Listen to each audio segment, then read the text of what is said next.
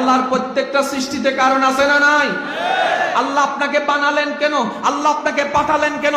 অশিক্ষিত সমাজ, গভীর মনোযোগ, সময় যেহেতু অল্প, আমাকে খুব দ্রুত গতিতে যেতে হবে। আপনি জানেন কিছু সন্তান মায়ের পেটে নষ্ট হয়ে যায়, আপনি জানেন কিছু সন্তান জন্মের আগে মারা যায়, আপনি জানেন কিছু সন্তান ডেলিভারির পরে মারা যায়, আপনি জেনেছেন, আপনি শুনেছেন 2 বছরে মারা গিয়েছে, 5 বছরে মারা গিয়েছে, আল্লাহর হুকুমই তো হয়েছে। নিজেকে একবার প্রশ্ন করেন, আল্লাহ আমি তো জানি মায়ের পেটে তুমি চাইলে মেরে ফেলতে পারতা, আমাকে বাঁচাই রাখলা কেন? আমারে বাঁচাই রাখলা কেন?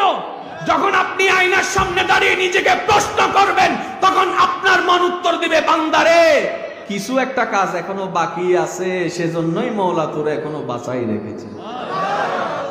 কাজটা কি সেটাকে খুঁজে বের করুন, তারপরে করার চেষ্টা করুন। পারেন কিংবা না পারেন পরের কথা, অন্তত হাসরের ময়দানে আল্লাহ পাককে গিয়ে বলতে পারবেন, মওলা তোমাকে সন্তুষ্টি করার মতো কোনো যোগ্যতা আমার কাছে নেই, কিন্তু আমি বান্দা হিসেবে চেষ্টা করেছিলাম তোমাকে খুশি করার জন্য, তোমাকে খুশি করার জন্য, তোমাকে খুশি করার জন্য। মওলা আমার চেষ্টাটা দেখে তুমি আমার উপর রাজি হয়ে যাও, তুমি বিচারের দিনে আমার দিকে তাকাইও না, তোমার রহমান নামের দিকে তাকাই তুমি আমার উপর রহমত করিও। ও ভাই, আল্লাহর ওয়াস্তে খেলতামাশায় আর কয়দিন কাটাবেন? কয়জনকে, যুবককে, কত বন্ধুকে আপনি হারাচ্ছেন, কত বন্ধুকে চোখের সামনে আপনি দাফন করেছেন, কত বন্ধুর লাশ আপনার চোখের সামনে উঠেছে, কালকে আপনারটা উঠে যাবে। কি করবেন সেই দিন? কি নিয়ে যাচ্ছেন সেই দিন?